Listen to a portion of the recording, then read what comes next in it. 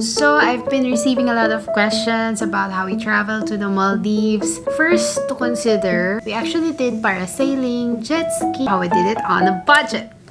Hi guys, welcome back to the vlog. So I've been receiving a lot of questions about how we travel to the Maldives, kung mahal ba or safe ba. But I will not let you guys wait any longer, and let's get on with the details. I'm going to break it in 3 parts. First is things to consider before traveling to the Maldives. Second would be the itinerary or activities, and third would be the cost. First to consider, planning according to the weather. Because same with the Philippines, may times na maulan din sa Maldives, and yung ulan niya hindi chill na ulan. Talagang parang bagyo.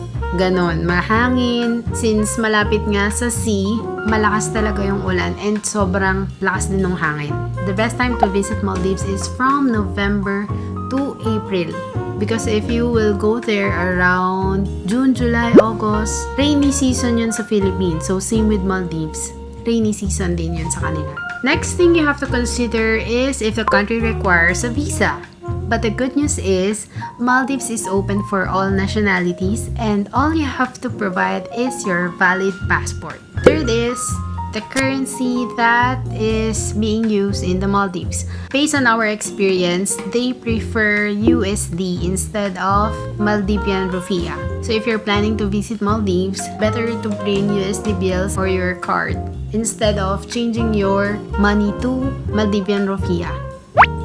Kasi kapag nagpapalit kayo ng Maldivian rupiah, kailangan nyo ng receipt to change back your money from Maldivian rupiah. Like I said from my previous vlog, merong nagpapalit doon ng dirhams, pero wala silang receipt. And like what I've said, the importance of the receipt, hindi nyo ma-change back yung money nyo without it. Kasi yun yung requirement for Maldivian rupiah. The last would be the place where you will stay. So merong private and local islands.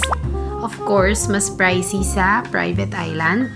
And in our case, we stayed in Maafushi Island, which is a local island. Although each island has its own charm, hindi naman possible i-check lahat yon. So, I'm gonna leave you the top 10 list. And it's for you to find out kung saan ang mas magandang island na mag-fit sa inyo.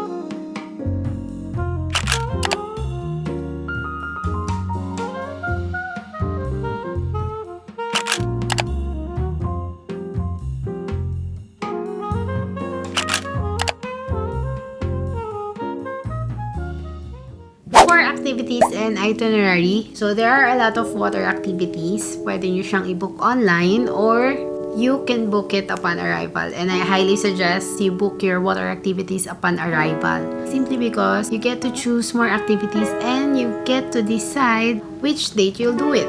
Kasi pag nasa online, limited lang yun eh. And hindi kayo makakapag-haggle. Unlike sa island na prefer nyo, for example, it could be private island or a local island, makakapag-haggle pa kayo sa price. What are the activities that you can do in the Maldives? If you can go back to my vlog, we actually did parasailing, jet ski, fun tube, kayaking, snorkeling with the sharks, sandbanks, and feeding the stingrays. And you can do a lot more. You can actually do scuba diving, banana boat, and other stuff. Like what I've said, mas makakapili kayo upon arriving to the island of your choice. And this is the exciting part. Many are actually surprised because we know that it is very expensive traveling to the Maldives. I mean, ticket alone could cost you around 3,000 dirhams each. So I'm going to share how I did it on a budget. As you all know, we always book our flights 4 months ahead or more when traveling. And if you are not aware of Wizzair, Wizzair is one of the cheapest and safest airline here in the UAE. Now I'm going to share. Our tickets cost approximately 1,500 dirhams, and that includes one additional luggage bag. While our hotel, where we stayed for 6 days, cost us around $350. And like what I've said, we stayed in a local island, that's why it's much cheaper.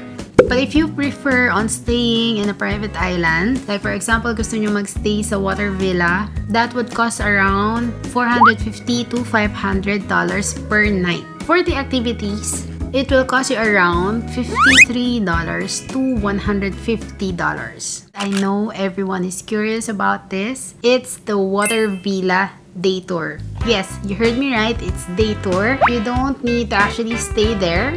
Pwede kang mag-day tour lang with inclusive of lunch. You can enjoy all the amenities in that private resort. Of course, very famous ang Maldives because of the water villas, so we cannot miss it. I hope this vlog actually answers all your questions, and I hope this will help you in your future travel to the Maldives.